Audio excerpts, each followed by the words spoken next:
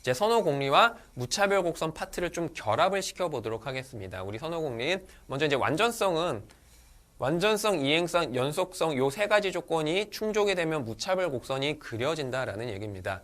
이거에 대해서는 제가 이제 자세한 설명은 안 드릴 거고요. 그냥 지나가는 말로 이제 적어두시고 뭐 필요하시면 암기를 해주셔도 되는 겁니다. 선호가 어떤 소비자의 선호 체계가 완전성을 충족하고 이행성을 충족하고 연속성을 충족하게 되면은 그 소비자는 효용함수를 지닌다라고 표현할 수가 있겠습니다. 효용함수요, 효용함수.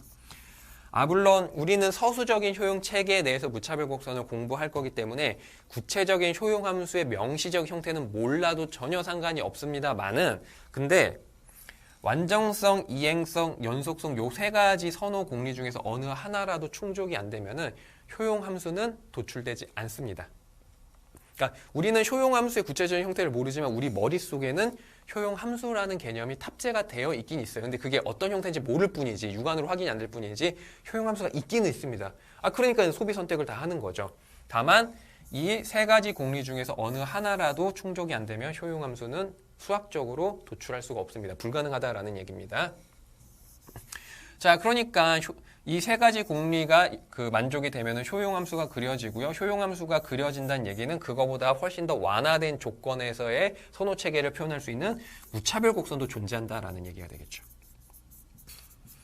그래서 이제 좀 어려운 개념이긴 한데 그냥 한 귀로 듣고 한 귀로 흘려도 상관없습니다. 이 세 가지 중에서 어느 하나라도 깨져버리게 되면 무차별 곡선 못 그린다라고 생각하시면 돼요. 즉 어떤 소비자가 무차별 곡선을 그려낼 수 있다라는 얘기는 그 소비자는 이 세 가지 공리를 충족한 선호 체계를 가지고 있구나. 이렇게 역으로 해석을 해주셔도 된다는 얘기입니다. 자, 그리고요. 완전성과 이행성이 만족이 된다면 무차별 곡선은 교차하지 않는다라는 얘기입니다. 근데 무차별 곡선이 그려졌다는 얘기는 이미 요게 두 개가 자동적으로 충족이 됐다는 얘기잖아요. 그러니까요. 무차별 곡선은 교차할 수가 없어요. 왜 교차할 수가 없는지부터 설명드리도록 하겠습니다.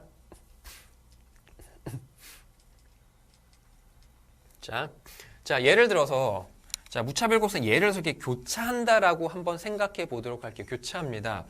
자, 그러면 여기 A 지점이랑 여기 B 지점이 그렇죠? 효용이 똑같다라는 거잖아요. 무차별 곡선 정의에 따라서. 자, 그런데 무차별 곡선 정의에 따라서 A라는 지점이랑 C라는 지점이 지금 역시 효용이 똑같다라는 얘기잖아요. 자, 그러면은 이 B라는 지점이랑 요 C라는 지점도 당연히 효용이 똑같다라는 거는 우리는 너무나 자명하지 않겠습니까? 근데요, 이 B랑 C는 지금 서로 다른 무차별 곡선에 위치하고 있는데 무차별 곡선을 지난다는 얘기는 동일한 효용을 지난다는 얘기인데 보시는 것처럼 B랑 C는 지금 서로 다른 무차별 곡선상에 위치하고 있어. 모순이다라는 얘기죠. 그러니까 완전성, 이행성이 만족이 되면 그러니까 자동스럽게 무차별 곡선이 그려지게 되면 걔는 교차해서 그리면 안 된다라는 얘기입니다.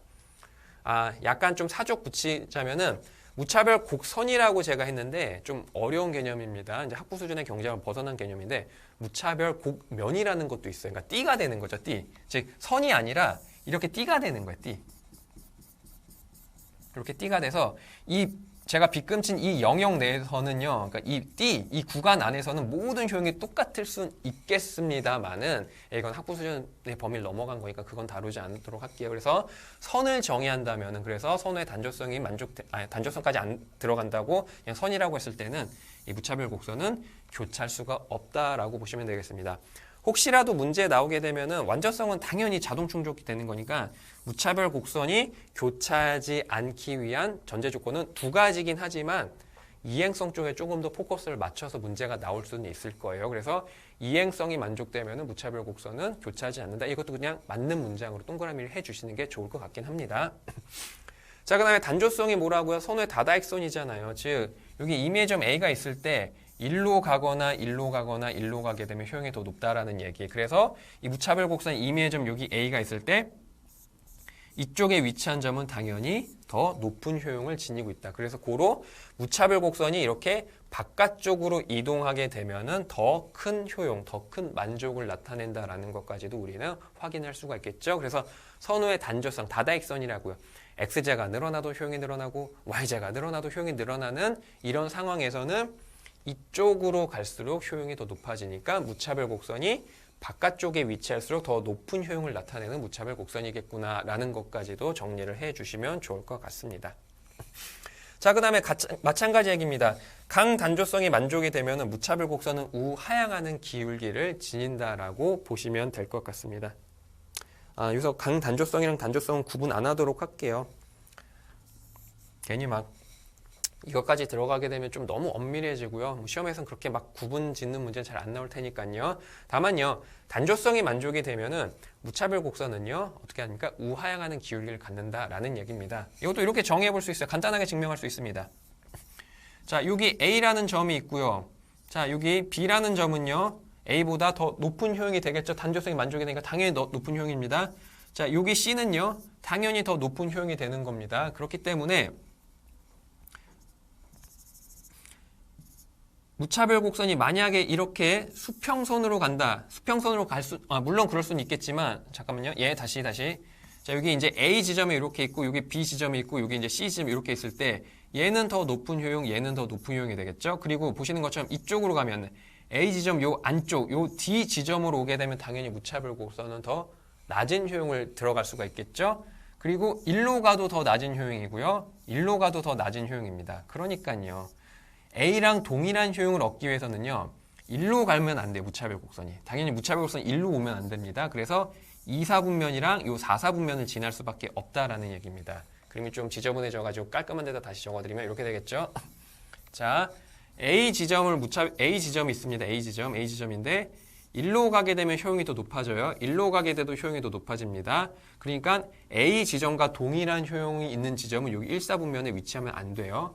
자, 그리고 반대로 여기 3사분면은 어떻게 되죠? 이 3사분면의 모든 영역은 A점보다 효용이 더 낮은 지점이 되는 겁니다. 그러니까 A를 지나는 요 무차별 곡선은 당연히 A 지점과 효용이 똑같아야 되기 때문에 2사분면과 4사분면을 지날 수밖에 없다는 얘기죠. 뭐 이렇게 지날 수도 있겠고 뭐 이렇게 지날 수도 있겠지만 어쨌든 보시는 것처럼 기울기는 이렇게 우하향할 수밖에 없다. 이게 바로 단조성 때문에 이런 일이 벌어지는 겁니다. 자, 그래서 이행성이 성립하면 무차별 곡선은 교차하지 않는다. 하나 암기해 두시면 좋겠고요. 단조성이 만족되면 두 가지 일이 벌어집니다. 무차별 곡선이 바깥쪽에 위치한 게 더 높은 효용이다. 그 다음에 무차별 곡선은 우하향하는 기울기를 지닌다라는 얘기입니다. 조심하실 게 단조성은 무차별 곡선이 이렇게 그려지면 되는 거예요. 이렇게 그려줘도 되는 겁니다. 이렇게 그려줘도 되는 거예요. 즉 우하향하면 되는 거지 볼록하거나 오목하게 그려지는 거는 단조성과는 직접적인 관련이 없습니다. 자, 제가 방금 전에 뭐라 설명드렸죠? 무차별 곡선 이렇게 원점에 대해서 볼록한 거는 단조성 때문이 아니고 뭐 때문입니까? 볼록성 때문이다라고 말씀을 드렸죠. 그리고 이 볼록성은 어떤 의미가 되는 거죠? 귀하면 비싼 대접받고, 흔하면 싼 대접을 받는다. 이 개념, 이 경제학적 두 번째 원칙과 관련된 게 바로 볼록성의 개념이다라는 겁니다. 자, 요 정도까지만 5가지의 선호 공리가 무차별 곡선의 형태에 어떠한 영향을 주는지까지만 숙지하고 계시면은 난이도 되게 높은 문제로 나올 거예요. 만약에 나온다면은 그 높은 난이도의 문제도 아마 수월하게 정리하고 넘어가실 수가 있을 것 같습니다.